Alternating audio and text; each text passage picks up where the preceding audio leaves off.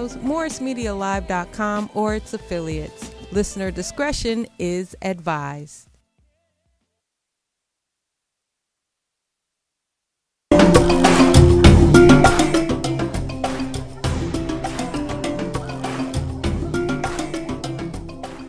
Greetings, everyone. Welcome to Faith Without Borders. I'm your host, Pastor Calvin Sauls.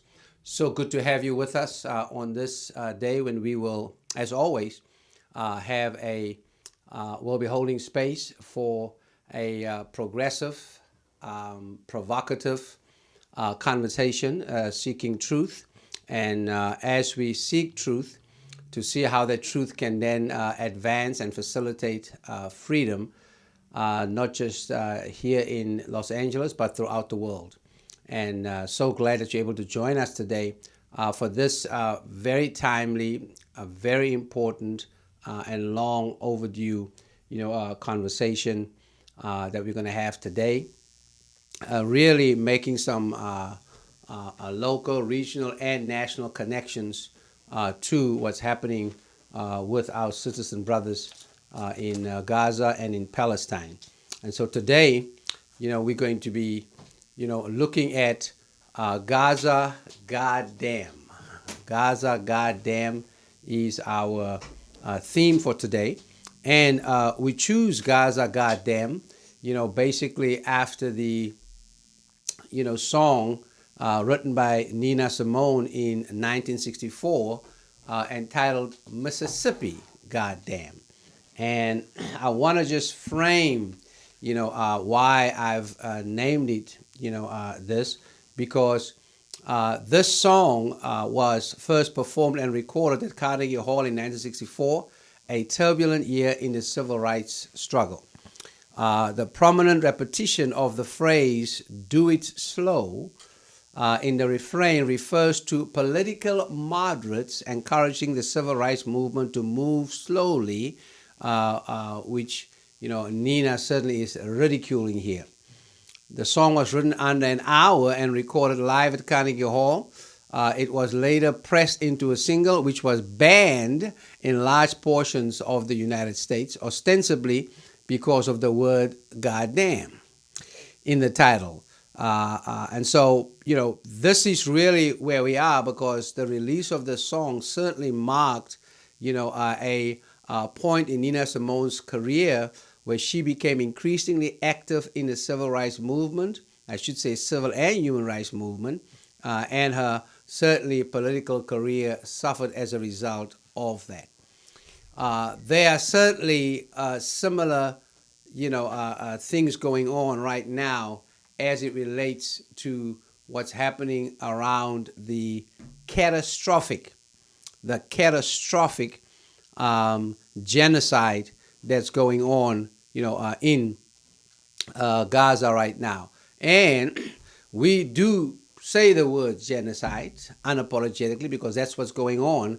We saw a report that came out yesterday that the New York Times, is urging, some of their reporters to refrain from using the word genocide. So we're going to get into, narrative injustice. We're going to get into putting this whole, war in a not just a 6-month context, but a 75 years and 6-month context, because that's very, very important, for us. But we're gathering here also to really, again, elevate the fact that, so far 33,000 human beings, have been lost in Gaza. That's not including the thousands who are missing under the rubble, of collapsed buildings.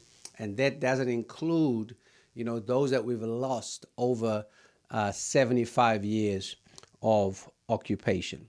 And so we're glad that you are here with us. I am so thrilled and pleased to welcome, to Faith Without Borders, two individuals that will be helping us with context, providing, perspectives as we unpack the ongoing catastrophic, genocide that's going on. But not just that, but also a catastrophic occupation that's been going on for the last 75 years. You should know by now, full disclosure, I was born and raised in South Africa. And so I am acutely aware of what apartheid looks like, what apartheid feels like. And certainly during my visit, to Palestine several years ago, as I, was there with, brothers and sisters in Wadi Fakin, as I went to Hebron, as I made my way to the wall, I would say to myself, I know this, I understand this, but it's even worse. I never thought I would utter those words, but here we are, since 1948, still, dealing with the challenges, the pain, the destruction around, what the apartheid Israeli regime has done and continues to do for such a time as this. But here to share with us, from the ground, I'm so glad to welcome my sister Rana Khalid, who's here with us. She's a Palestinian from Jerusalem, who's going to be sharing with us, some perspectives, put things into context for us from where she, is. The last time we talked, she had just finished prayer, at the Al-Aqsa Mosque, and I was just, I'm glad she picked up the call, around that. And then also Lena Ali is here. She's the Deputy Executive Director of the International Museum of Muslim Cultures in Jackson, Mississippi. Mississippi, goddamn. Gaza, goddamn. I hope you catch, the connection of where we're trying to go, here. So, assalamu alaikum, my sisters. Peace and blessings be unto you and your families. It's so good to have you with us today. Wa alaikum salam. Thank you for having us. I'm going to start with Rana. Rana and I share several connections, and we have a deep bond as Senior Atlantic Fellows. And we'll talk a little bit later, and we'll show a video of what Atlantic Fellows for Palestine has done in our work around challenging just what's been going on, and to see how we can continue to do the work that we need to do internally with Atlantic Institute as well as externally. Let me say Eid Mubarak to both of you. And I'm going to start with Rana. Rana, can you just, firstly, how are you? How is your family? Just give us, a sense of how are things going with you and your family. Rana? So assalamu alaikum, everybody. Good morning, good evening to everybody who joins us from all over the world. And thank you, Kevin, for having me today. This is Rana Khalid. I'm Palestinian and I live in Jerusalem. A good question, actually. How are we doing? And some days ago, Eid al-Fitr finished. After the holy month of Ramadan, I'm very sad to say that it's the first Ramadan and Eid that we don't feel any happiness, any Eid environment, or any kind of vacation, or any kind of celebration. We can never celebrate while our nation, our sisters and brothers in Gaza are being under this continuous catastrophe for 6 months for now. Me and my family are alive. We are as safe as we can. I call ourselves in Palestine everyday survivors because we can never guarantee what's going on tonight or even tomorrow. So each day when we wake up, we say, thanks God, we're alive again. And we continue our mission, we continue our lives, and we continue to exist and survive in Palestine. To prove to ourselves and the whole world that we are there. We stand for our people, we stand for ourselves, and despite all the catastrophe and the very harsh circumstances and genocide that has been taking place for that long time, we still exist on our land. We love our land, and we're going to be there as much as we have life, or our life extends and we stay alive. I live in Jerusalem. It's the holy city, the city of peace, as supposedly known deep through history, that didn't live in peace since approximately 76 years for now, and counting. We as Palestinians, we keep asking ourselves, how are you doing today? It's the same question. And I don't have a good answer to say. I just say, I'm fine, I'm alive, and I can't say I'm good or I'm doing well as long as Gaza is not doing well. Yeah. Indeed, certainly we hear your pain, Rana, and just a sense of uncertainty. And just, you talking about, our land. We'll talk about that because, that was part of the big lie, right? That was manufactured in the West around what's going on, there. And just a deep sense of, being survivors, and, Eid being, or should be a time of happiness, a time of joy. Certainly as a Christian, a follower of a Palestinian man who was, born, in, colonization and in occupation. We share that, pain with you because of how we felt around Christmas, right? Christmas in the rubble, is really what we coined it. Jerusalem, a city of peace, has now certainly become a city, of pieces, right? And the pieces we see that's happening, are the lives of Palestinians, and certainly we feel you. As we say in South Africa, we see you, Sawubona, and we are here with you and all, who are going through just a very, very tremendous time of ongoing, 1, settler colonization, 2, military occupation, 3, economic exploitation, and 4, environmental degradation. These are the 4 pillars that's been going on all around the world, and it is no coincidence that the staunch supporters of the apartheid Israeli government, have engaged in those 4, I would say, axes of evil, right? That's been going on around the world. Whether you talk about the United Kingdom, when you talk about the United States, when you talk about Germany, when you talk about Australia, these, giants that they have facilitated, engaged in, a genocide in so many ways around that. When we, talked, the other day, Rana, it was just important for us to always put all of this into perspective. Everybody is so focused on, October the 7th. Everybody is so focused on 6 months. And clearly we know that Western media has just lost its integrity and objectivity when it comes to reporting, on the occupation that's been going on for 75 years, as well as, this, conflict that's been going on. I mean, give us just a sense, around putting all of this in context, right? Because we're talking about ceasefire.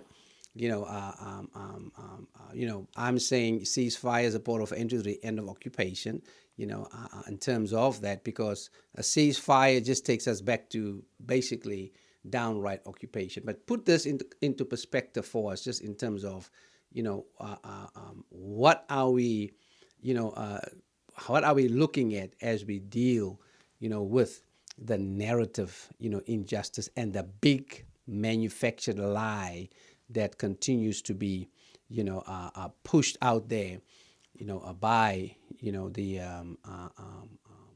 the media, in terms of. So now it turned to be counting 75 years in 6 months. So we started counting even days. with this catastrophe that started recently in Gaza. As I can tell, or I can describe, that Palestinian nation has been living catastrophe since 75 years and 6 months now. It's not only the last 6 months, it's been happening for years and years, not only in Gaza, in Jerusalem, in the West Bank, and all over historical Palestine, with different layers and different mechanisms. Palestinian catastrophe and conflict has been an area of interest for many years for many people.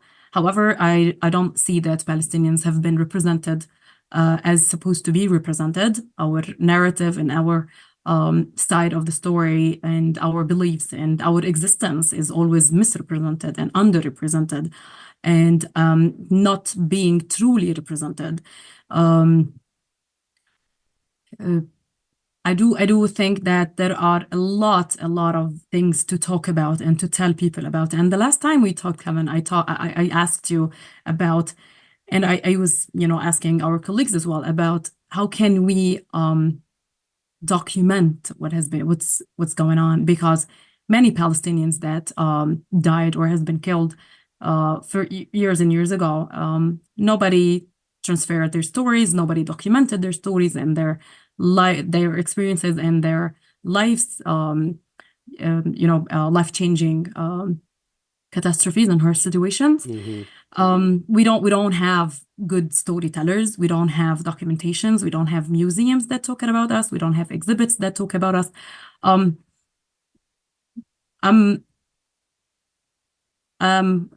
disappointed for some reason that this occupation is the last and the only occupation on Earth in this century, and I'm disappointed of how hard is it for us to represent ourselves as human beings, because Palestinians have been dehumanized for years and years for now, and whenever we try to speak up and to talk about ourselves, we are always categorized as non-humans, terrorists, people who seek trouble, people who are not willing to cooperate and go according to United Nations agreements and decisions. But the thing is that we don't believe that the whole world has any power or has the right to decide about us, decide how do we live and where do we live, and decide how to divide our land between us and between Israel. And it's our right to speak about ourselves. It's our right to tell our story, and it's our right to say where we want to live and how we want to live, and to speak about history without being endangered for speaking about our truth. Whenever people talk about Palestine, they start talking about Palestine 1948, 1967, after the apartheid wall has been built. If you look at the Palestinian map, it has been shrinking all over the years. It was a full map of historical Palestine, and now we have segregated, divided small parts by Israeli borders and checkpoints and military forces. We don't have any kind of freedom of movement to move even between Palestinian declared territories or authorities. We don't have this kind of freedom of movement. We've never been free in terms of movement, in terms of agriculture, in terms of water, electricity, borders. We don't have port. We don't have access to sea. We don't have airport. Everything is controlled, and it's a bit. The only thing that I look as an advantage, it's not an advantage, maybe it's like a kind of a positive view of the whole situation that has been occurring since 6 months for now, is spreading awareness, and that many millions of people started being interested and noticing what's going on and learning and educating themselves about what's going on in this piece of land on Earth, because it's a tiny piece of land that doesn't show on the map that much big. And whenever we talk about Palestine, people ask me, where do you come from? And I say Palestine, and people don't know. They say Pakistan, and I say no, It is Palestine with an L, historical Palestine. And maybe the only positive part of this, there's no positive part of a genocide, but the positive part of spreading awareness and spreading information and knowledge about what's going on. We can tell that many people started educating themselves and going to streets and demonstrating against the apartheid regime that has been controlling us and controlling our lands and grandparents and parents and everything that belongs to historical Palestine since years and years. And I mean, this kind of talk will never end, so I just there's a lot to talk about. Yeah, no, you're absolutely right. I mean, the whole piece is the strategy of deception, destruction, denialism, a division. That's really a age-old strategy of colonizers and empires, right? And really, what we are seeing is the deliberate, deception and destruction by way of erasure and dehumanization. That's happening. So we just want to declare here that Palestinians are human beings, right? Created in God's image. And no people, no government, including the apartheid Israel government, right, has the right, to name folk less than human. Now remember, the United States did that, for a very long time with indigenous people, and then with our ancestors by way of the human traffic enterprise of enslavement, right? Germany did the same thing. Australia did the same thing. The United Kingdom did the same thing. What they've done in South Africa, in Kenya, in so many parts around the world, right? It's just this whole deliberate, enterprise of dehumanizing folk, which then justifies, the destruction, right, of people and the deception about that destruction, right? And again, James Baldwin called that the big lie, that we're dealing with, and it's happening, around the world. And really, what makes things worse, really, is just the fork-tongued diplomacy, that's being engaged, that the United States, engaged. We just really need to call that out. I mean, the double standard, the hypocrisy is just appalling, and therefore absolutely no moral credibility when it comes, to this. And frankly, one is to say, that the emperors called Biden and Harris are running around the world naked. You see, the empress has no clothes on because of what's going on, there. And the other challenging thing around it is there are so many institutions, right, that's been caught up in the entrapment of, this narrative, in the entrapment of, how to either, acquiesce or be silent. And Rana, we are part of one of those institutions called the Atlantic Institute, which we are just totally, disappointed in, saddened by, and appalled by their sense of neutrality, which is, compromising their integrity, in the midst, of this.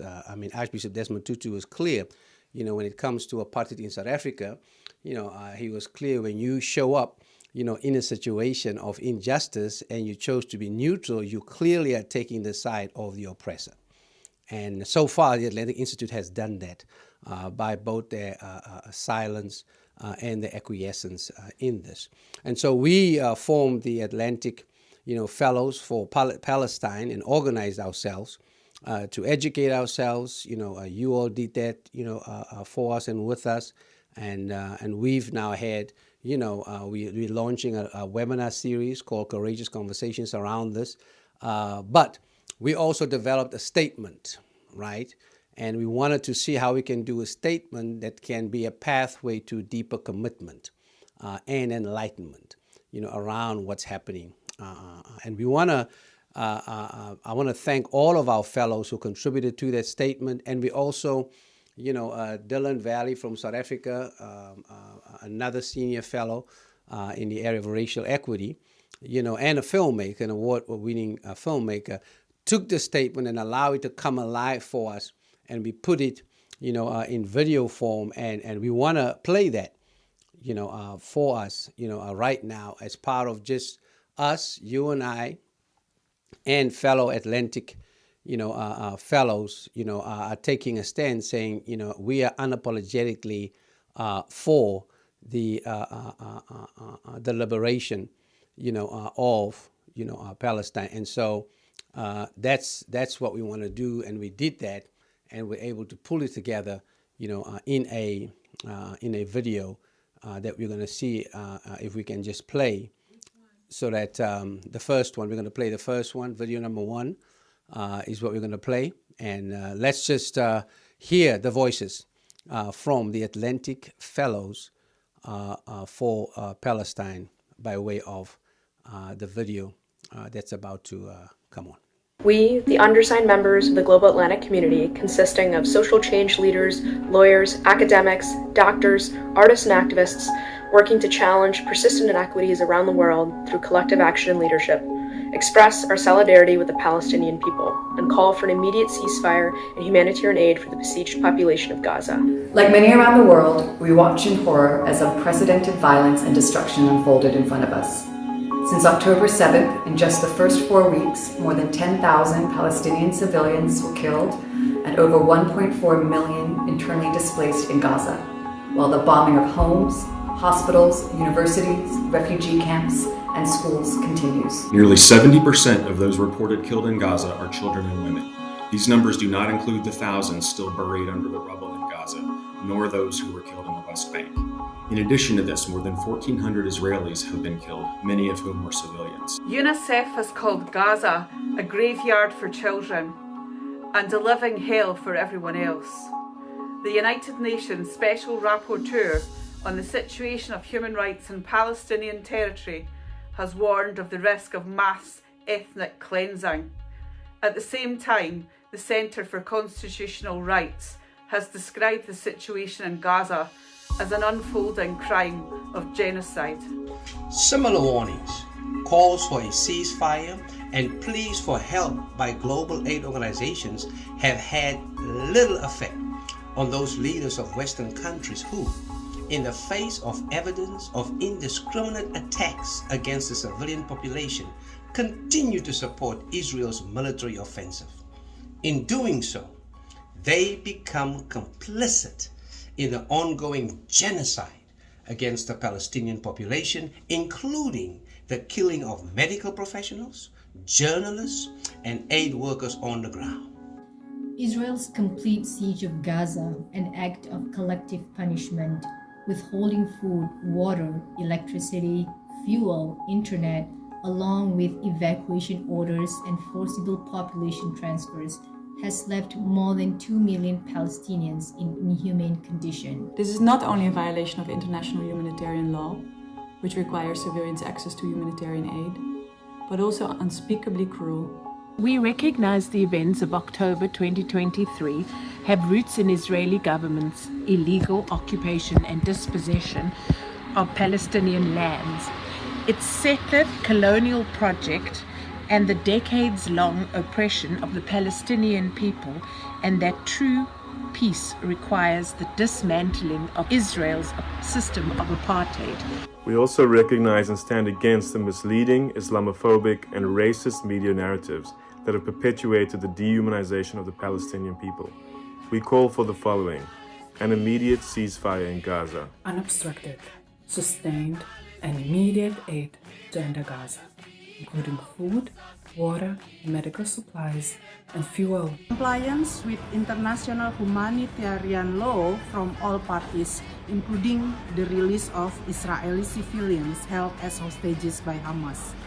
Intentionally directing attack against the civilian population by any party must be condemned. Investigation by the International Criminal Court of genocide, war crimes, and breaches of international humanitarian law by Israel. For lasting peace and justice, we call for an end to Israel's occupation of Palestine and the release of Palestinian prisoners, many of whom are children. We are fortified by the solidarity expressed around the world, including by those in countries that have suffered apartheid and colonial oppression. by anti-Zionist and pro-peace Jewish activists, and by trade unions. We stand against Islamophobia, anti-Semitism, and the rise in threats and hate crimes against Arab, Jewish, and Muslim communities. We speak alongside the millions of people around the world who are united in humanity to demand an end to the occupation, oppression, and the dehumanization of the Palestinian people. Free, free Palestine. Free Palestine. Free Palestine. Free Palestine.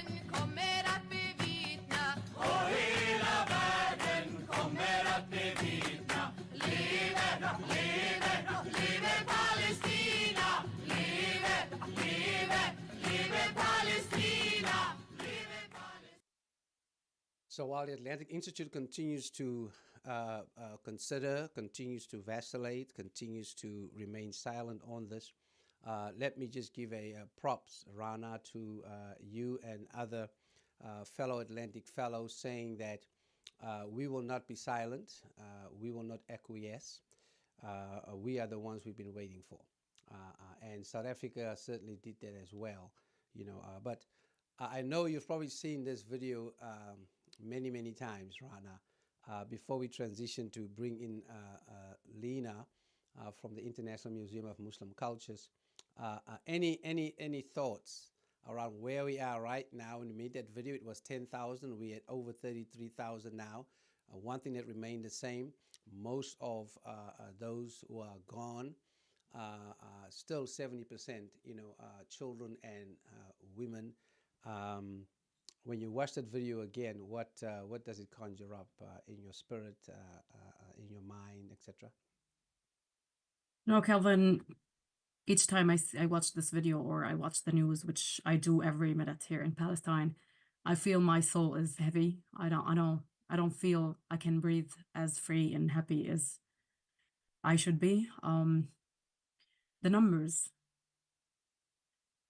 People are not numbers. These people, everyone and every soul of them is important. Everyone has a story and had a story, had a life, family, dreams, memories, and hopes. The numbers are rising dramatically. It's like 10,000, and now we're talking about 35,000. We're not talking about 35,000 papers or bicycles or tomato bags, or we're not talking about objects, we're talking about people. And the rising number is extremely heartbreaking. Mm-hmm. It's extremely unacceptable that this has been happening 6 months from now, and the number is still rising while no serious and equal or fair action and decision has been made globally to stop this. We're losing many of our sisters and brothers, and they're mainly, most of them are young women, youth, and children, which is also more heartbreaking because future is being killed. Mm-hmm. These kids and these youth and these young women who are pregnant, we do have like approximately 50,000 pregnant women in Gaza for now. This is heartbreaking. This is seriously, I don't have the words even to translate myself and to express what I feel. It's extremely sad. It's devastating to look at the future of Palestine and the future of Gaza as being buried under the rubble and not being considered as humans. I do every time I watch the news and I see kids in Gaza crying or searching for food. I feel my heart tearing apart, and I wish I could be any source of help to them to just, make them feel safe, full, not hungry, not afraid, not traumatized, and that can smile again. And yep. I do appreciate every single word and every single effort that has been done by everybody all around the world to speak up and to demonstrate and to talk about Palestine and to spread knowledge. And I do again repeat that numbers are really heartbreaking. Humans are not only numbers. Yes. To you? Yeah. Certainly, we join you in those words of appreciation of what so many has done around the world, including, the land of my birth, South Africa, who's taken the lead, around taking, the apartheid Israel regime to the International Criminal Court, and South Africa has vowed to stay in that court and see that through, as many of us will remain in the streets, to make sure that what is reality is that oppression, colonization, occupation has an expiration date. So we just want to, let the United States, the United Kingdom, and Germany, and Australia, and all these other, conspirators, and those who are complicit, in this genocide. We just want to let you know that, it is just a matter of time, and it's painful time right now, but that appreciation, sisters and brothers, is a one that is an invitation to elevation, because clearly, the United States is not getting the point. The administration continues to go around Congress, and try to drop bread and bombs, right? And try to stand there, talking about we doing something. Abomination. You see, in terms of that this week, because as any colonizer would do, is to eventually, by way of denialism and the distortion of narrative, now playing the victim. Of course, the apartheid Israel regime has done this in so many ways, right? Of creating a distraction. And while the distraction is going on, the destruction and the genocide, continues, right? Israeli tanks push back into northern Gaza. Warplanes hit Rafah, right? That came through today. Mass grave found at Gaza hospital occupied by Israeli forces, right? Children talking about, "Mama, we are crying," and parents are only able to hear. A mother's only able to hear her kids in Gaza in their final days. Israel has again, let me say, the Israeli government, the apartheid Israeli government, has again successfully created a distraction where they are now seen as the victims, right? Narrative injustice. And that goes on, around that. The bold lie continues. I want to transition to La Familia, my friends and family at the International Museum of Muslim Cultures, where I've had the privilege of connecting with and collaborating with around, just the Rana, as you mentioned, how do we tell story, right? The colonization of Palestine and the eventual occupation thereof, it all started as a manufactured narrative, right? And 100 years before 1948, that manufacturing has been going on, and of course, once the West saw the benefits thereof, they quickly jumped behind it, and then they backed off from it and kind of just figured out a way to leave it alone, and here we are. the International Museum of Muslim Cultures in Jackson, Mississippi, is a hidden gem, yet very potent and powerful in its existence, as well as the current exhibition that they are, having. And so glad that Lena is here. She's the Deputy Executive Director, at the museum. Lena, welcome, welcome. So glad that you are joining us from the East Coast of the United States. And how are you? You've been listening, I'm sure, intently to Rana and I. You've seen that video. Just introduce yourself and maybe just a little bit. But how are you? Because I know you are part of the curation of that exhibition, and we'll get to the exhibition because we have a video to show about that too.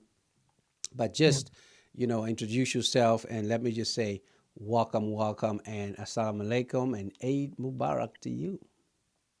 Walaikum salam. Thank you so much for having me. This is a very important conversation to be had. I'm well, alhamdulillah. I'm safe in my home, unlike our brothers and sisters in Palestine. You mentioned Eid Mubarak, as Rana mentioned. Really, there's no Eid this year. Even I have children at home, and we've been talking about Ramadan. We didn't put up any decorations for Ramadan or anything like that, but really spent the time trying to be intentional in our prayers and in our dua for our people, just to give them a sense of hope, because those folks are so strong. If anything, we've learned is the strength of our brothers and sisters in Gaza, their iman, they're incredible, mashallah. I mean, to be able to go through that and to be able to actually sit and say, we had Ramadan, we were able to break our fast on a cup of water and some dry bread from the neighbors, or nothing. I actually heard a story of someone saying we broke our fast on tea, and then we had tea again for the food early in the morning. And that was basically it. So we are very privileged. Yes, I am Deputy Executive Director of the International Museum of Muslim Cultures, America's first Muslim museum. And we have tried to do our part. We have tried, it's a very small part, but we're hoping that it could be perhaps a significant part in telling the story. So you mentioned narrative injustice. Narrative injustice against the Palestinian people has long plagued the global discourse. Mainstream media does not tell our story. They skew our story. Our narratives are overlooked. Our plight is overlooked, or our stories are redirected to where, for example, people believe that acts of resistance are acts of random violence, when in fact they're responses to over 100 years of injustice against the Palestinian people before the creation of the state, the Zionist state of Israel, by none other than the British and the American accomplices. You mentioned dehumanizing Palestinians, to where the story is set aside or left out or skewed or manufactured. The Atlantic Institute is silencing people. We're trying to break that silence. We're trying to, again, speak our story, educate people on the situation, on the history, on the current events, just to hear our side of the narrative. Because again, with the narrative injustice, we've not had the platforms. As Rana said, there are not enough museums. In the United States, every city has the Holocaust Museum, almost every major city. In Europe, you can find several national Jewish museums, but how many international museums, how many Islamic Muslim museums are there in the world? If they're not in the Middle East or in Indonesia or Saudi Arabia, what do we have in the West?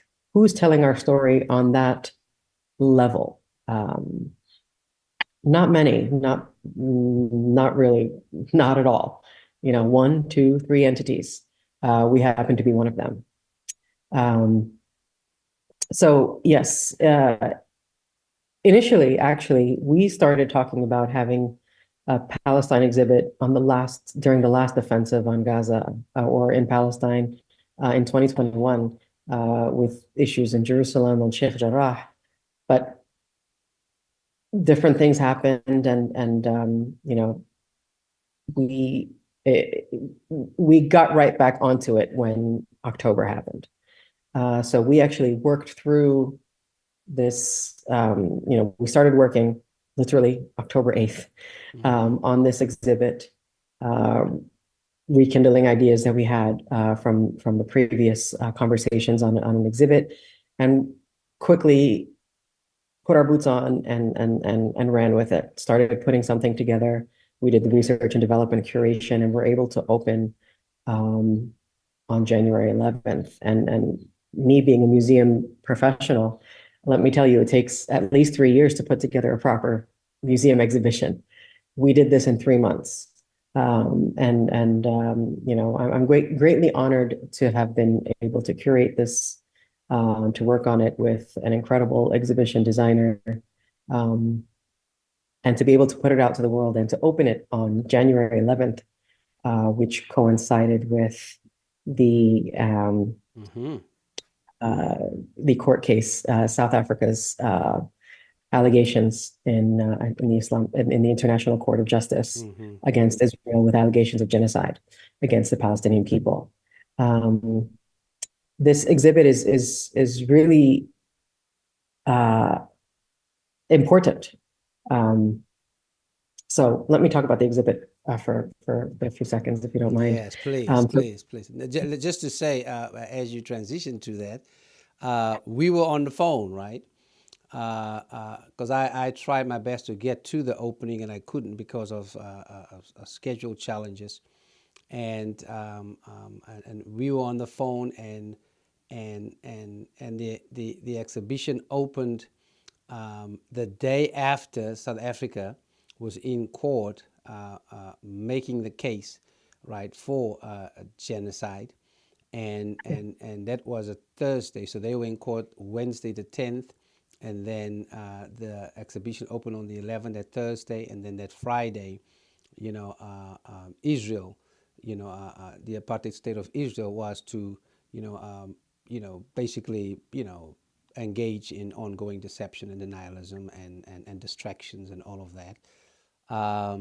And these were my words, Lena, if you can remember, to you, Imad, Okolo, and the entire team at the museum. It is no accident that this exhibition is opening in between, right, allegations from South Africa, and on the other hand, justification, from the apartheid Israeli regime, which shows the importance of the bridge, right, that this exhibition will be in terms of just challenging the big, bold lie by way of narrative injustice. That's the significance, I believe, of this, exhibition, because it answers Rana's question: who's telling our story? Where is our story being told? And who controls that narrative, around, this whole story? That's the significance, I believe, the power, right, of this exhibition. And so why don't you tell us a little bit about the exhibition now? Yes, thank you for sharing that. So, Journey to Understanding Palestine and Israel Unveiled is a thought-provoking exhibit designed to illuminate the realities on the ground, to really hone in on what's going on, the history, the current events. It encompasses a combination of historic and current event information panels, videos, contemporary artworks and installations, alongside ancillary programming that included film screenings and gallery talks with authors, activists, artists, including the lived experiences of Palestinians under Israeli apartheid occupation. So we were very intentional to have Palestinian artists in the exhibit to share their artwork. People think of Palestine, they don't think of art or famous artists, for example. we were able to have artwork from Mr. Hani Al-Khoury, who is a Palestinian Christian. People tend to forget that there are Palestinian Christians. Their voices have been completely silenced, and they have been slaughtered literally one by one, where you can count how many dozens are left in Gaza, in Jerusalem, in Palestine as a whole. So Hani Al-Khoury's is his narrative, his artwork is very important for us to share, to remind people that Palestine includes Christians, Muslims, and Jews. We also featured the work of Rawan Anani, who's the daughter of a pioneering Palestinian artist, Nabil Anani, known as one of the founders of the contemporary art movement in Palestine. Of course, the artwork of award-winning Palestinian artist, architect, and photographer Bassel al-Mashal. We had the artwork of Zahra Jamal. And it's very important to say these names. For some people, it might be a name in passing, but it really is important because, again, our narratives have been silenced. People cannot, if you walk up to someone in the street and you ask them to name a Palestinian artist, they're probably not going to be able to name one for you. If you ask them to name a Palestinian doctor, famous doctor, they're probably not going to be able to do that. Although Palestine has the largest number of, from what I understand, doctors, for example, in Gaza, educated people, the number of illiteracy, the illiteracy is almost non-existent in our country. But people forget this. People forget this. I worked on an installation piece for the exhibit, and I like to tell this story because it reminds us that right now, almost a lot of the work that is in the exhibit is outdated. The numbers are wrong. We had 10,000 people dead at one point. The numbers kept rising and rising and rising, and they're still ridiculously rising every single day. Like every day we wake up and say, did it stop? Is it done? Is it over? And it's not. It keeps on going. And so I created an installation art piece called Book Bags, reminding people of the education, the children that are really yearning to go back to school and to learn. And when I started planning for this installation art piece for the exhibit, I asked to acquire 40 book bags. Each book bag would be symbolic of 100 dead children, unfortunately. That number went to 50 book bags, 60 book bags, 70 book bags. We ended up with 100 book bags representing 10,000 dead children. That number is more than that today. We used, for example, gauze in this exhibit, symbolic of the white phosphorus that is being thrown down on innocent people, and baby powder. Again, this is the creative way of sharing what's going on in case you missed it, because a lot of people are missing it, unfortunately. They're not seeing it, or they've stopped seeing it. So we wanted to remind people of what's going on. The reason why we used gauze, the word gauze comes from Gaza, and gauze is used, as you know, to wrap medical wounds. Unfortunately, today there is no gauze for the Gazans, their own wounds. That was the reminder of that. And the baby powder as white phosphorus on people reminds us of the babies that have been killed in their mom's wombs, and the babies that are the infants that are now starving today if they haven't been killed, because food and water and electricity and necessities are being locked up by the occupation, by the Zionist occupation. So the exhibit starts with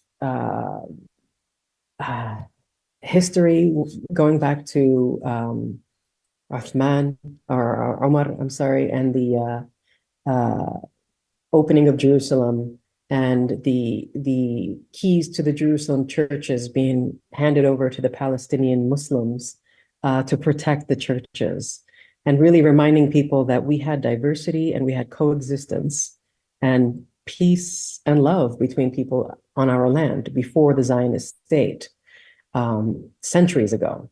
Okay, people need to be reminded that we had this centuries ago. So it's not something that is foreign to the land or something that we can't have.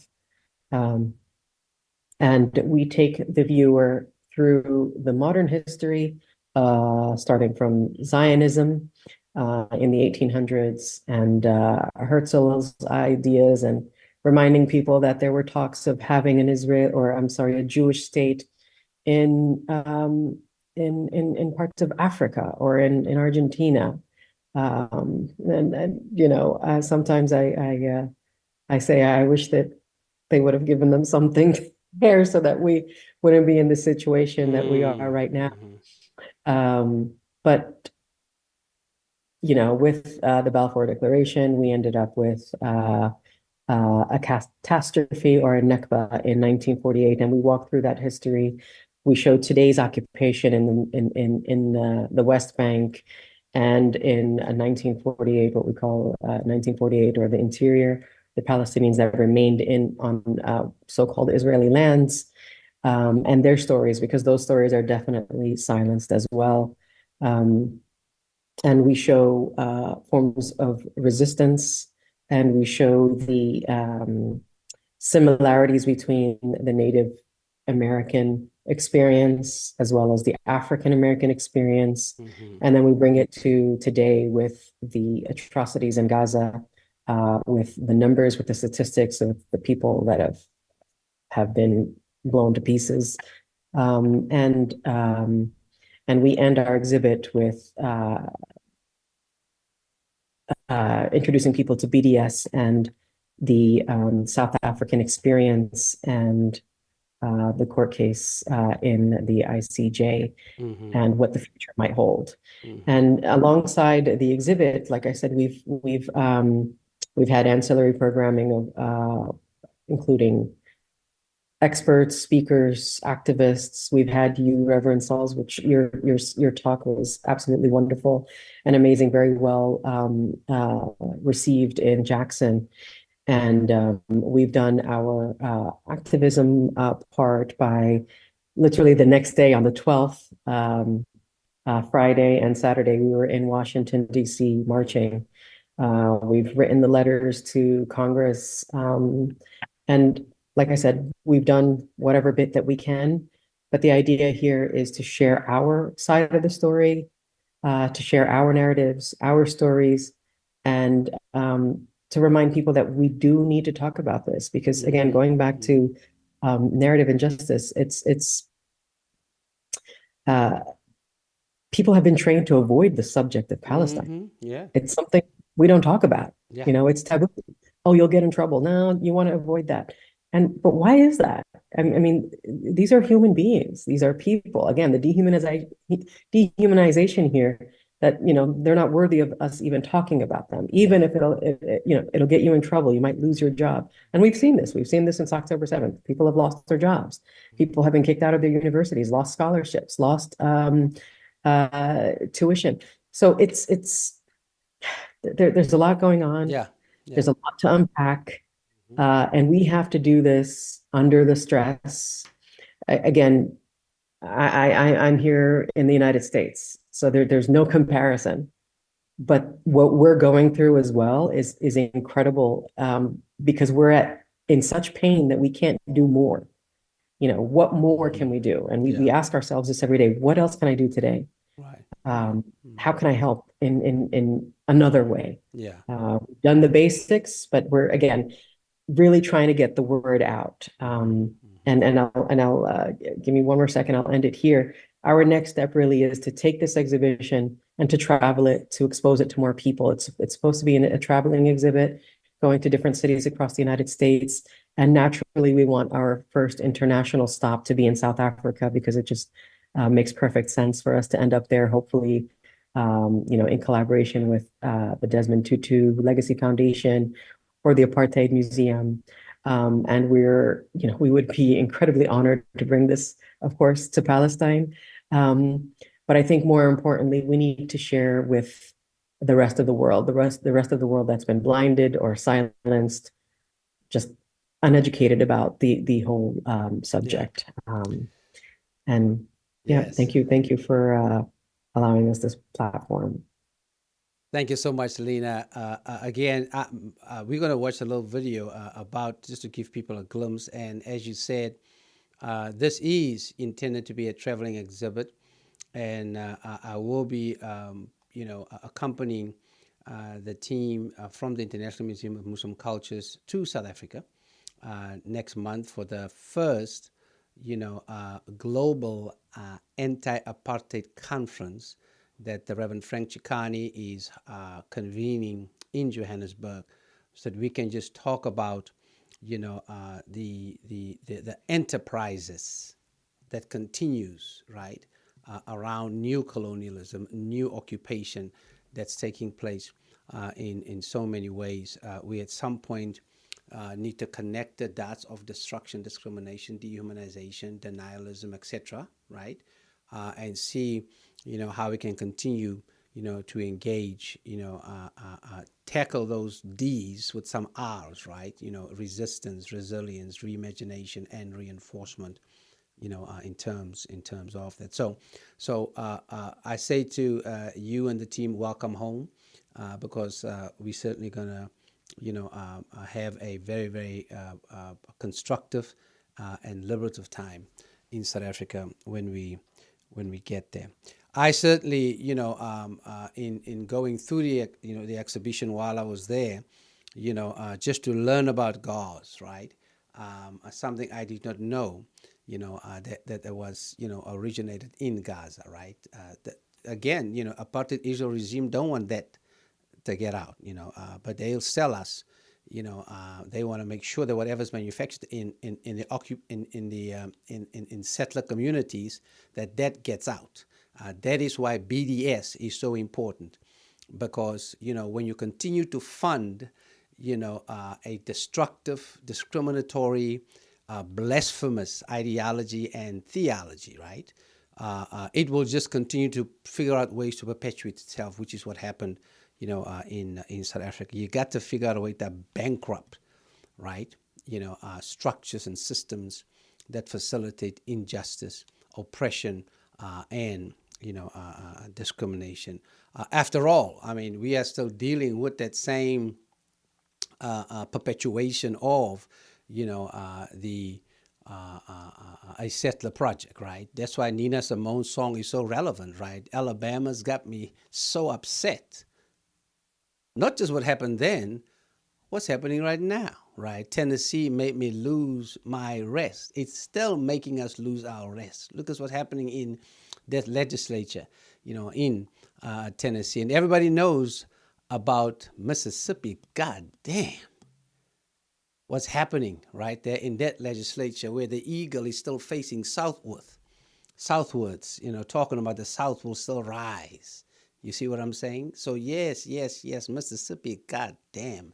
Alabama's got me all upset. Lord have mercy. Tennessee made me lose my rest. But everybody knows about Mississippi, God damn. And Lena, you all and our folk, including Mayor Lumumba, knows about what's going on, right? In Mississippi, in Jackson, around, just the push, the strategies around minority rule, that's happening there. So we've got to make these connections, folk, around, what's happening. Just in terms of just, narrative injustice, or another term I use is occupied narratives, right? Perpetuating big, bold lies, around that. Let's watch the video just a little bit about the exhibition, and then on the other end, we'll talk a little bit about, Lena, how folk can support it. We got to get folk to, Jackson. I know that we will definitely have it somewhere here in Los Angeles, even though we'll have some resistance, right? Because, we're dealing with, right, in so many ways, an occupied board of supervisors, in so many ways, an occupied city council, right? So many ways, occupied state legislature, occupied California Democratic Party, right? Where folk are just tiptoeing around this while folk are being killed. Communities are being destroyed, right? and we have embraced appalling silence and acquiescence to the genocide that's going on. Let's check out this video around the museum, and then we'll come back with the other thing.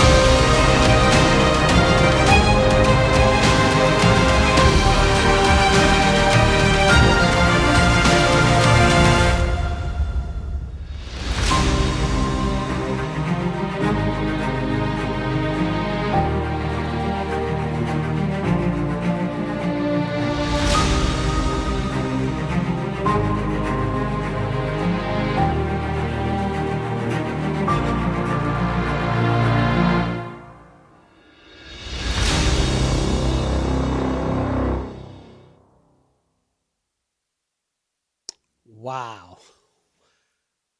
Woo. Rana, we're going to try and get you out so you can experience that. Lena, maybe a little bit about, again, the vision is, even though the exhibit is currently, happening in Jackson, Mississippi, the goal is to really get it in a variety of places and spaces with a lot of people. Say a little bit more about what does that entail, and then we'll eventually put on some information about how folk can connect with the museum. Yes. So we want this exhibit to get out there. We want people to come and to experience it. So we are hoping to collaborate with different organizations across the United States in major cities to take the exhibit. It is very easy to do because we have panels that can be printed, customized to spaces and venues, and we could walk our partners through the art concepts as well, and the programming that we've already set. So we've done all of the hard work. We've come up with names of potential speakers and panelists. We have everything ready to go. So if you have the space and the venue and the community, we would love to get together and share this exhibit. There is a very minimal licensing fee just to cover our costs, because a lot of obviously investment went into this to have it, the research, production, curation, development of this exhibit. The cost to a partner is a very tiny fraction of that. And the idea is, again, to take it to different venues. It could be your local university if you are a Muslim Student Association or a Palestine Solidarity group. It could be at a local library. It could be at a community center. So again, we are open to discussing with everybody and anybody. And we would like to take this on an international tour as well.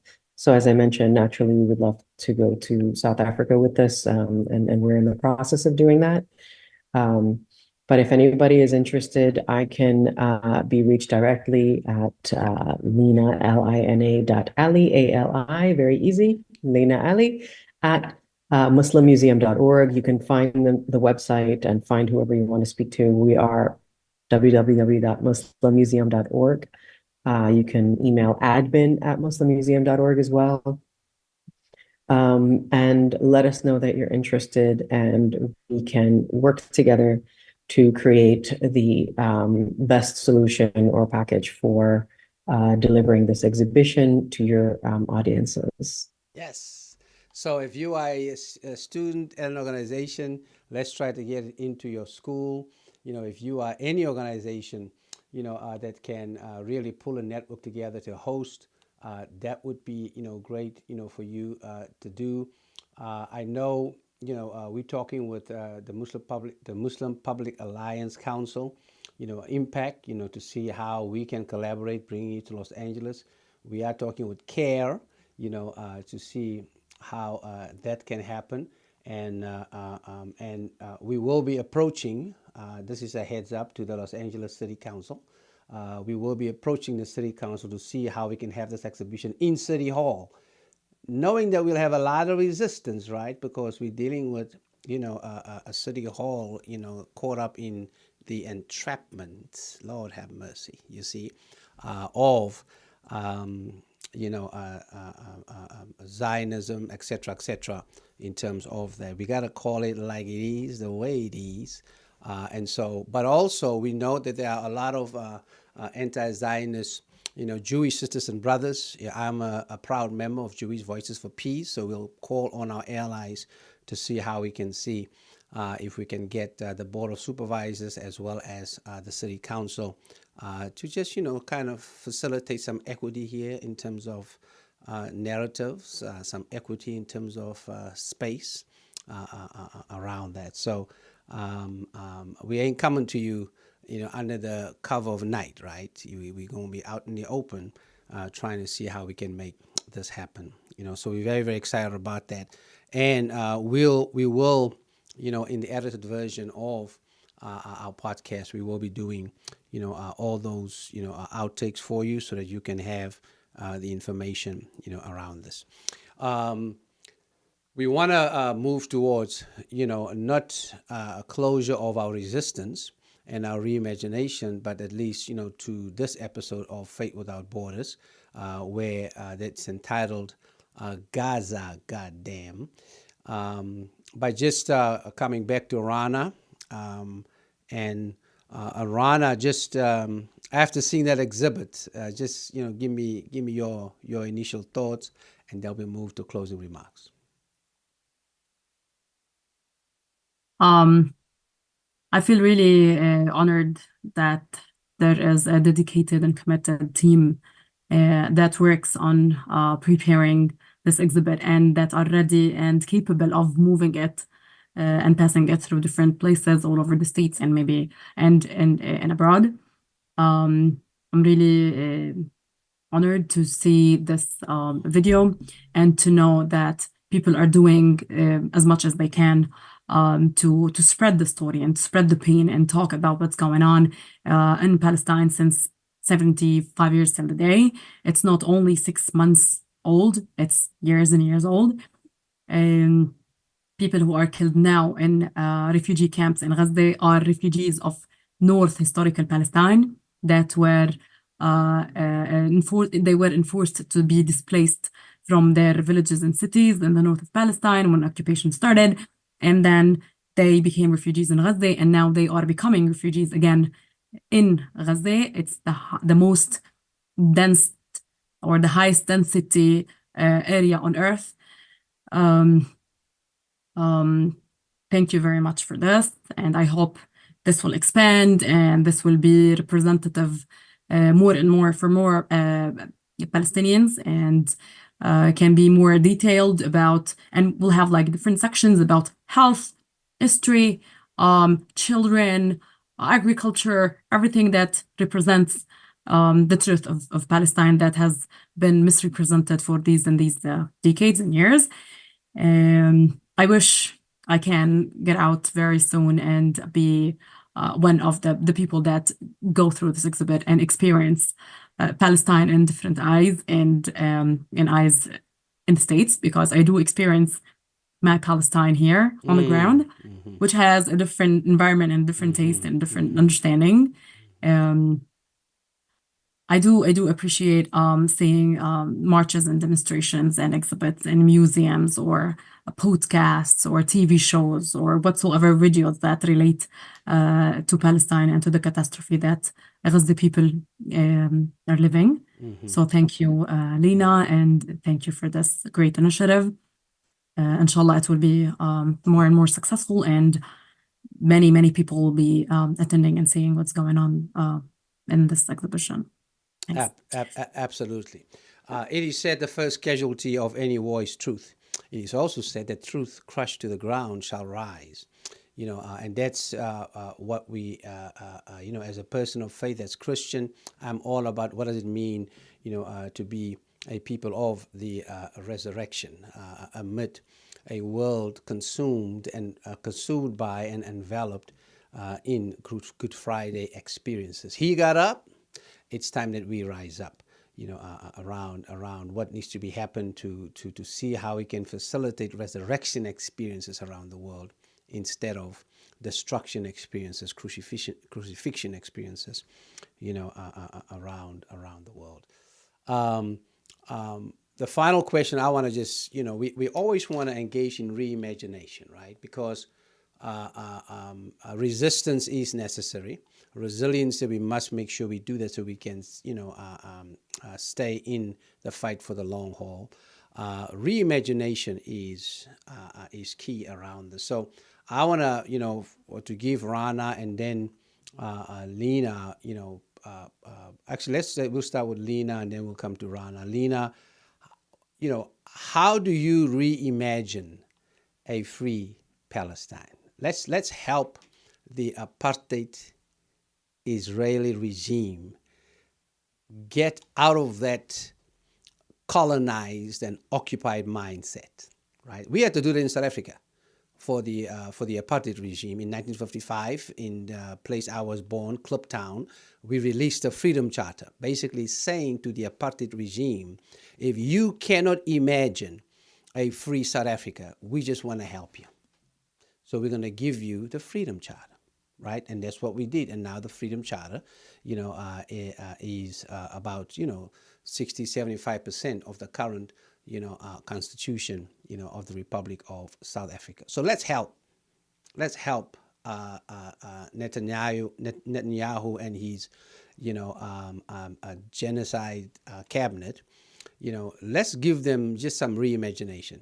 Lena, how do you reimagine a liberated and free Palestine?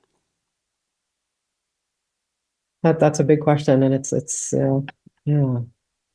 a deep one. But let me start by saying to Rana, la shukr ala wajib, or no thanks for our duty. We're just doing our duty and a little bit that we can. And reimagining our freedom is a big one. We think about, I think every Palestinian thinks about this and envisions their beautiful Palestine. Rana, you mentioned talking about the agriculture and the people. We actually do mention that in the exhibit. We talk about the zaytun, we talk about the olives and the harvest and how they burn down our olive trees and what it means to us. We talk about the lemon and the orange from Jaffa. We talk about the children that are taken away into prisons and come back decades later. Unfortunately, we're not talking about beautiful stories of our children, but of the realities that they experience. Hopefully, one day, in a liberated Palestine, we can talk about the beautiful stories of our children. We can share the beautiful stories of our children and their dreams in wanting to take their land and to be free in their land. I've mentioned this before, and I just say that when I speak to Reverend Sauls, I'm reminded that we will one day be free. Yes. We will follow in the footsteps of South Africa. We will learn from the experience of Nelson Mandela and Reverend Desmond Tutu and all of the other great freedom fighters of South Africa.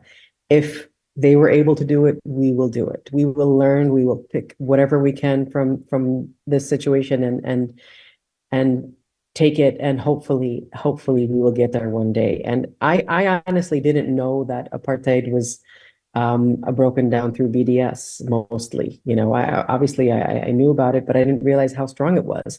And to be able and to see what's going on today by people boycotting Starbucks and McDonald's and how they're really scaling back and starting to think about what's going on and to acknowledge the humans that have been dehumanized is very powerful. It's telling us that it's working. It's starting to work.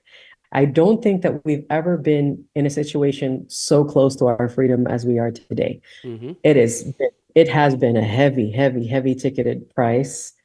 You know, unprecedented loss, human loss, loss of life and infrastructure and homes and buildings and dreams and hopes. But we are one step closer to our liberation. It is coming, inshallah.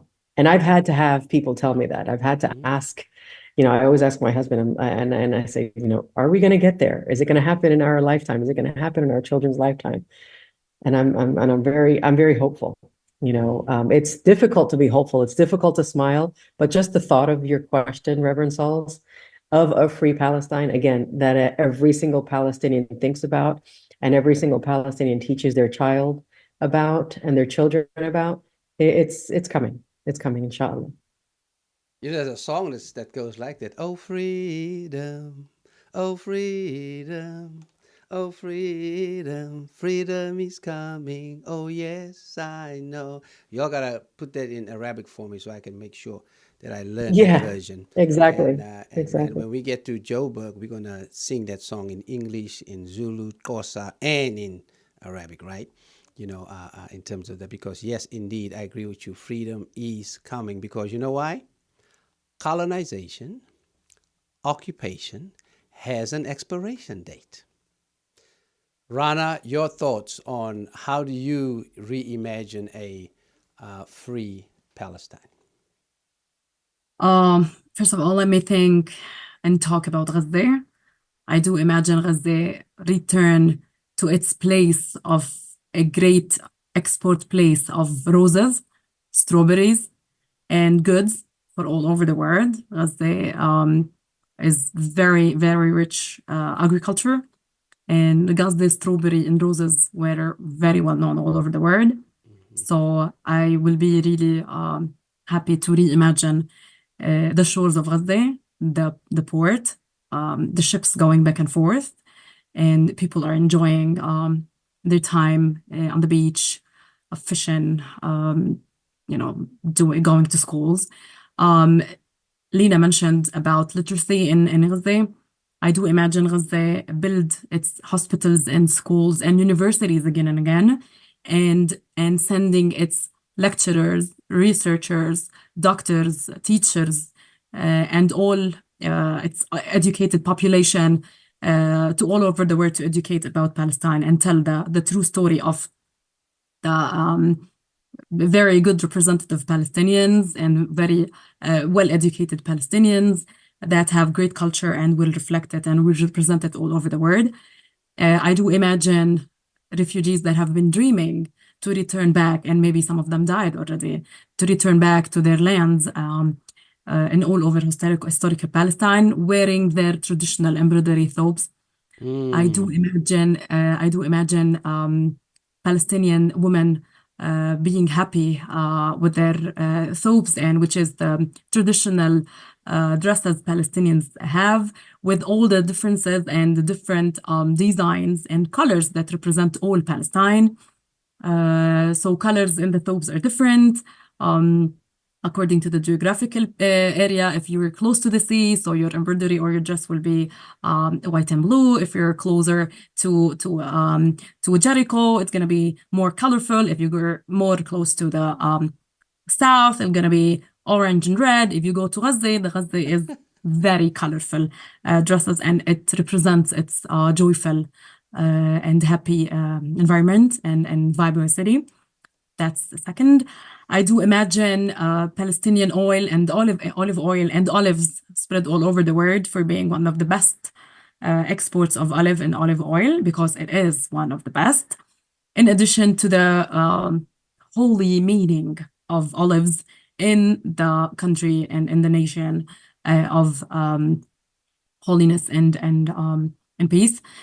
I do imagine Jerusalem to be the capital of the world, as it's supposed to be, the Holy Land, with gathering people from all over the world coming to pray and to worship and to enjoy the historical and touristic areas of the city, and feel and live every quarter of the old city and of Jerusalem, enjoying everything about the city, food, environment, people, atmosphere, culture, everything in Jerusalem and in Palestine in general. I do, and this is related to you, Calvin, and to all our Christian brothers and sisters all over the world. Palestine is where Jesus was born. So it's, for us, it's very important and holy, from Bethlehem, the Church of Nativity, going to Jerusalem, going to Jericho, going to Nazareth, and all over historical Palestine. So it's not only Jerusalem that it's holy, all over Palestine is holy. And we are super happy to have people come and to see our beautiful Palestine and our beautiful nature that many peoples all around the world didn't have the chance to experience and to see, and maybe to have a real experience of what Palestine is. And it's not only the misrepresented and the mal-reflected and represented image of us all over the world. Our kids and our youth deserve living. And inshallah, one day we will be talking about our great Palestinian educated people who are all over the world, and some of them have awards, and some of them are lecturers and decision makers and people who have influence all over the world. And we do believe that every story counts and every Palestinian life matters. Yep. Wow. Thank you. Thank you. Can I just say thank you, Rana, for articulating that so beautifully for all of us. We are all thinking the same. So thank you so much for that. Absolutely. Inshallah. Yes, inshallah. Hashtag Palestinian Lives Matter. There we go. Thank you so much. I hope that the Israeli, the apartheid Israel genocide cabinet took note. I hope that occupied White House took note, about this reimagination, right, that's going on. And wherever the occupation is going on, I'm talking about now the Zionist occupation, right, which also is occupying Judaism, unfortunately, just like apartheid occupied Christianity, and we had to kind of, decolonize Christianity from apartheid. So too, we stand in solidarity with our Jewish sisters and brothers who seek to decolonize Judaism from Zionism. Absolutely. So as we look at all of this, that's the power of reimagining. I mean, I was just we started so depressed, and we're gonna probably get back into this because of the arrogance and ignorance of an accused leader of Occupy Palestine, who is really just, I believe, doing all of this to stay out of jail, right? And stay in power, whatever that power means. To really see, how we can just really be fueled, excited, empowered by this reimagination. The roses. I'm looking forward to walking the streets of Gaza, a restored Gaza, right? That's what Isaiah 58, I think, is calling us to be, repairers, right, of the breach and restorers of the streets, right? Looking for some roses so I can give it to somebody special, right? Walking the streets of Gaza looking for strawberries, right? So I can enjoy. I love strawberries. I enjoy the strawberries, and I cook with olive oil. Just to let you know that, in terms of that. So, and really, where we can truly answer the question that our indigenous people ask: how is the children, right? How are the children, right? To be able to answer that, just with positivity, as we move forward. Thank you so much, Rana, Lena. We know Imad wanted to make it but couldn't. We'll catch him on the rebound, around that. But we say to you, Rana, and your family, and all of our sisters and brothers in Palestine, not just Gaza, but also the West Bank, because there are some, murders taking place there, by settlers, who are part of, the machinery of occupation in even the West Bank, around that. We say to you, we pray for protection, and we pray for safety, but most of all, we pray for liberation, and we pray for a permanent ceasefire, and we pray for a Palestine where there is equitable belonging for everyone, around that. Before 1948, we've seen that happen, right? A multiracial, multi-ethnic, multi-religious, region, and this exhibit shows that, so people can know, that there was life. Collaboration, coordination, collaboration before, right? This dehumanizing, destructive vision, was unleashed. So, in the midst of deception, discrimination, dehumanization, as well as denial, perpetuated by narrative injustice or occupied narratives, we want to certainly make sure that we continue to move in the direction of resistance, in the direction of resilience and reimagination, and also, very importantly, reinforcement, right? Because as you see in South Africa, as you see in Mississippi, right, that eagle on the state capital of Mississippi is still facing south. Folk are still having flashbacks, right? And it's the same thing in South Africa. A lot of disciples of apartheid and colonization and occupation, right? They still having a lot of flashbacks. And I tell you this, in South Africa, they're getting away with a lot. But again, as we deal with the adjustments there and the changes and so much that still needs to be done, it reminds us, of the words of Nelson Mandela in 1994, when he thanked the international community for its help, in the freedom of South Africa. And yes, Lena, it was called sanctions in South Africa. It's just another word of saying BDS. That took place once we were able to decolonize Christianity from apartheid and declared it, help me out, Ellen Busak, Reverend Dr. Ellen Busak, and declared it a heresy, right? That then moved, the delegitimization of the apartheid regime in South Africa forward, and the final blow, of course, was then sanctions, and Archbishop Desmond Tutu, was the face around that.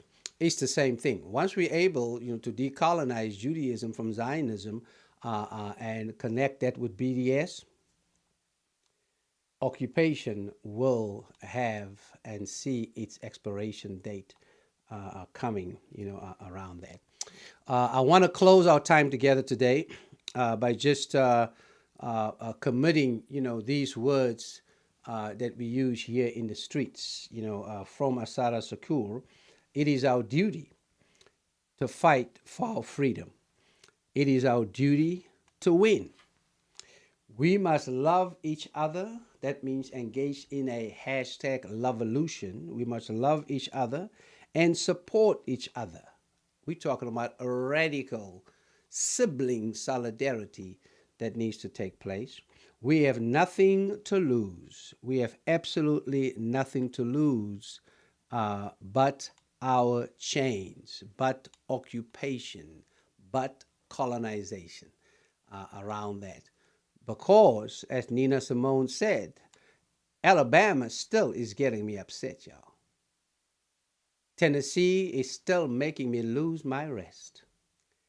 But everybody knows about Mississippi, goddamn. Let me update and upgrade it for us by saying that Sudan is getting me so upset.